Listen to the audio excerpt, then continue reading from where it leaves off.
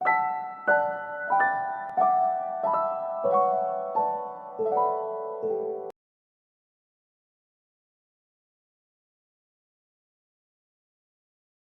7 में हमारा next topic है प्रोबेबिलिटी। प्रोबेबिलिटी के कॉन्सेप्ट से शायद आप वाकिफ़ हों। रोज़मर्रा की ज़िंदगी में हम बाज़ चीज़ों के बारे में ये प्रेडिक्ट करते हैं कि इसके होने का इतने फ़ीसद चांस है, यही प्रोबेबिलिटी है। मिसाल के तौर पे अगर आसमान के ऊपर बादल छाए हुए हों तो हम ये कह सकते हैं कि शायद बारिश होगी, या ये कह सकते हैं कि बारिश नहीं होने का चांस। ये हम अपने पुराने मुशाहिदात या तजर्बात से अख़ज़ कर सकते हैं। अगर हम ये कहें कि बारिश होने का 50% चांस है तो इसका मतलब ये हुआ कि ये 50 डिवाइडेड बाई 100 हो गया, तो ये 1/2 मतलब है कि 2 में से एक चांस है कि ये बारिश होगी। इसी तरह दूसरी एग्ज़ाम्पल में अगर हम देखें कि किसी मैथमेटिक्स की किताब में टोटल 6 थ्योरम हैं और हर साल एक थ्योरम इम्तहान में आता है, तो ऐसी सूरत में एक थ्योरम का चांस है 6 में से आने का, 6 में से एक का चांस है इम्तहान में आने का। सिंपल सिचुएशंस अगर हों तो हम अपने एक्सपीरियंस या ख्यालात की मदद से कोई नतीजा अख़ज़ कर सकते हैं, लेकिन ज़रूरी नहीं कि ये नतीजा सही हो। इसलिए हम इसके लिए जो प्रॉपर तरीका है उसके लिए मुख्तलिफ़ टूल्स हम इस्तेमाल करते हैं और ताकि हम सही नतीजे पर पहुंच सकें। प्रोबेबिलिटी की जो पहली डेफिनेशन पास्कल और डिफर्मेंट ने दी वो थी कि probability is the numerical evaluation of a chance that a particular event would occur. Probability numerical वो इवेल्यूएशन है या वैल्यू है इस एक इवेंट के हवाले से कि वो अकर करेगा। ये डेफिनेशन जो है ये ख़ासी मुश्किल है इसको समझना। इसके लिए ज़रूरी है कि हम 2-3 कॉन्सेप्ट्स जो हैं उनको पहले समझ लें। पहला जो कॉन्सेप्ट हमने प्रोबेबिलिटी के हवाले से समझना है और जिसे आपने ज़हन नशीन करना है वो है सैंपल स्पेस और इवेंट।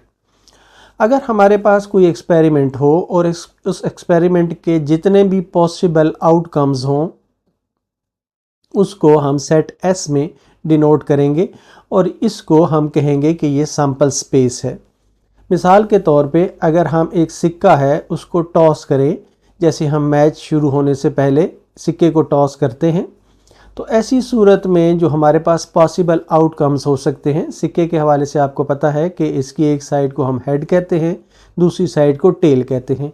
तो ऐसी सूरत में जो पॉसिबल आउटकम्स हैं वो दो ही हो सकते हैं कि ये एच हेड हो या टेल हो। तो ऐसी सूरत में हम लिखेंगे कि ये इसकी सैंपल स्पेस है वो 2 है। और अगर हम इवेंट की बात करें तो इसमें जो ई है, ई को इवेंट से हम डिनोट करते हैं। अगर ई इक्वल टू एच हम ले लें तो ऐसी सूरत में हेड आ रहा हो तो इवेंट क्या बना कि ये 1 बना, तो एन ऑफ ई जो है ये 1 के बराबर होगा। एन ऑफ एस जो है ये टोटल सैंपल स्पेस जो है ये 2 हमारी आई है और किसी ख़ास इवेंट के हवाले से जो हमने जाना है कि उसके होने का जो नंबर है वो 1 है। इसी तरह अगर हम एक डाई को रोल करें, डाई वो चीज़ है जो हम लूडो खेलते हुए इस्तेमाल करते हैं, जिसे हम आम ज़ुबान में चक्का भी कहते हैं। इसकी 6 साइडें होती हैं, तो इसमें जो सैंपल स्पेस बन सकती है, जो पॉसिबल आउटकम्स हो सकते हैं, या तो 1 आ सकता है, 2, 3, 4, 5, 6, इनमें से कोई एक नंबर आ सकता है जब हम डाई को रोल करते हैं। तो ये टोटल जो पॉसिबल आउटकम्स हैं ये 6 बनी हैं, तो एन एस जो है जो सैंपल स्पेस है ये 6 बनती है। अगर हम ये कहें कि हमें ऐसा इवेंट चाहिए जिसमें सिर्फ इवन नंबर्स आ रहे हों, तो ये एक इवेंट बन जाएगा। इवन नंबर जो हैं इनमें से 2, 4 और 6 आते हैं और जो इवेंट का नंबर आ जाता है वो 3 आ जाता है। तो इस एक्सपेरिमेंट में जो टोटल सैंपल स्पेस है वो 6 है और टोटल जो इवेंट्स हैं वो 3 आए हैं। तो ये एक कॉन्सेप्ट सैंपल स्पेस और इवेंट्स का। इसके बाद हमने देखना है कि म्यूचुअली एक्सक्लूसिव इवेंट्स क्या होते हैं। म्यूचुअली एक्सक्लूसिव इवेंट्स ऐसे इवेंट्स होते हैं कि जहां पर एक इवेंट का अकर होना दूसरे इवेंट पर डिपेंडेंट ना हो। मिसाल के तौर पे अगर हमारे पास 1, 3, 5, 7 और 9 हो और इवेंट ए में हम 1, 3, 5 लें और इवेंट बी में हम 9 लें, तो ए और बी जो हैं ये डिसजॉइंट सेट्स हैं, इसलिए हम ये कहेंगे कि ये म्यूचुअली एक्सक्लूसिव इवेंट्स हैं। इसी तरह जब हम एक कॉइन को टॉस करते हैं तो दो पॉसिबल आउटकम्स हैं, एक हेड आ सकता है, एक टेल आ सकता है। अगर हम एक इवेंट ए लें जिसमें हेड सिर्फ आ रहा हो और दूसरा इवेंट बी लें जिसमें टेल आ रहा हो, तो ये दोनों ए और बी इवेंट जो हैं ये भी म्यूचुअली एक्सक्लूसिव होंगे, क्योंकि ये एक दूसरे के होने पर डिपेंडेंट नहीं है। इसी तरह हम एक डाई को अगर रोल करें तो उसमें भी 1, 2, 3, 4, 5, 6 के आने का जो चांस है वो म्यूचुअली एक्सक्लूसिव इवेंट्स की सूरत में हमारे सामने आता है। नेक्स्ट कॉन्सेप्ट जो हमने देखना है वो ये है कि इक्वली लाइकली इवेंट्स क्या होते हैं। इक्वली लाइकली इवेंट्स ऐसे इवेंट्स होते हैं जिनके अक्कर होने का चांस आपस में बराबर हो। जैसे हम सिक्के को टॉस करते हैं तो हेड आए या टेल आए, इन दोनों का चांस जो है ये बराबर है, इसलिए हम ये कहेंगे कि इस सूरत में दोनों इवेंट्स जो हैं वो इक्वली लाइकली हैं। इसी तरह जो डाई है उसको, डाई या छक्का जो है लूडो का, उसको जब हम रोल करते हैं तो किसी भी एक नंबर का आने का चांस जो है वो दूसरे नंबर्स के बराबर होता है। मिसाल के तौर पे 1 आने का चांस और 5 आने का चांस जो है वो बराबर होना चाहिए अगर वो डाई फेयर है, बिल्कुल सही तरीके से बनी हुई है। तो ऐसी सूरत में हम कहेंगे कि ये इवेंट्स भी इक्वली लाइकली हैं। इसकी जो डेफिनेशन है वो है A and B are said to be equally likely events if each one of them has equal number of chances of occurrence. A और बी को हम इक्वली लाइकली इवेंट्स कहेंगे कि अगर हर एक का बराबर चांस अकर करने का हो। इन्हीं की रोशनी में जो डेफिनेशन लैप्लास ने दी वो थी कि if a random experiment produces m different but equally likely outcomes and n outcomes out of them are favorable to occurrence of an event E, then probability of the occurrence of E is denoted by PE is equal to PE such that।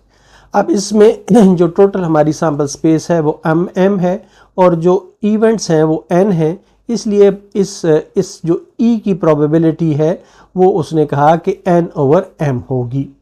Number of ways in which an event can occur, NE वो बता रहा है number of ways जिसमें एक event occur कर सकता है, और n(s) जो है number of elements of A sample space. हमने डाई की मिसाल ली थी और उसमें हमने देखा था कि ns जो है ये 6 है, टोटल पॉसिबल वैल्यूज जो है वो 6 आ सकती हैं, और फिर हमने देखा था कि इवन नंबर जो हैं वो 3 आ सकते हैं। तो ऐसी सूरत में जो प्रोबेबिलिटी ऑफ E होगी वो 3/6 होगी, मतलब है 1/2 होगी। एक रिज़ल्ट जो बहुत इंपॉर्टेंट है, जो बहुत ज़हन में आपको रखना है कि प्रोबेबिलिटी की जो वैल्यू है वो 0 से लेकर 1 के दरमियान हो सकती है, इससे ज़्यादा नहीं हो सकती। 0 प्रोबेबिलिटी का मतलब ये है कि किसी इवेंट के होने का चांस बिल्कुल नहीं है और इम्पॉसिबल है कि वो इवेंट अकर करे। मिसाल के तौर पे एक छक्का है, अगर ये हम डाई रोल करते हैं और कोई कहे कि ये बताएं कि जी इस पर 7 आने का क्या चांस है, तो ऐसा चांस कोई नहीं है, इसलिए इसकी प्रोबेबिलिटी 0 हो। दूसरी है कि अगर प्रोबेबिलिटी जो है 1 के बराबर हो तो ये बिल्कुल सर्टन होगा कि ये इवेंट अकर करेगा, बिल्कुल 100% श्योर होगा कि ये इवेंट अकर करेगा। ये रिज़ल्ट आपने बहुत ज़हन में रखना है कि प्रोबेबिलिटी की जो वैल्यू है वो 0 से लेकर 1 के दरमियान फाल करती है। इसी टॉपिक में अब हम आगे देखते हैं कि किसी इवेंट के ना होने का चांस क्या होगा या प्रोबेबिलिटी क्या होगी। अगर हमारे पास टोटल जो स्पेस है वो n(s) जो है, सैम्पल स्पेस जो है वो n के बराबर हो, कैपिटल N के बराबर हो, और किसी इवेंट के अक्कर होने का जो चांस है वो r हो, तो ऐसी सूरत में किसी इवेंट के ना होने का जो नंबर होगा वो होगा n-r हो जाएगा, क्यों टोटल में से उस इवेंट के अकर होने के नंबर्स को माइनस करेंगे तो वो आ जाएगा। अब हम प्रोबेबिलिटी देखते हैं, जो प्रोबेबिलिटी की डेफिनेशन के तहत प्रोबेबिलिटी ऑफ E जो है ये n(e) डिवाइडेड बाई n(s) है, ये हमने डेफिनेशन में देखा, ये बनता है r/n के बराबर। नेक्स्ट हम देखते हैं कि प्रोबेबिलिटी इसकी ना होने वाली, इसको हम ई बार से डिनोट करते हैं कि ई अक्कर नहीं करेगा। ऐसी सूरत में ये आ जाएगा n E bar divided by n of S. N E bar जो है यहाँ पर हमने लिया है एन माइनस आर, तो ये n minus r divided by n आ जाता है, और इन दोनों को अलग-अलग करके लिख लें तो n divided by n minus r divided by n आ जाता है, या ये दोनों आपस में कैंसिल हो जाते हैं और 1 माइनस आर ओवर एन आ जाता है।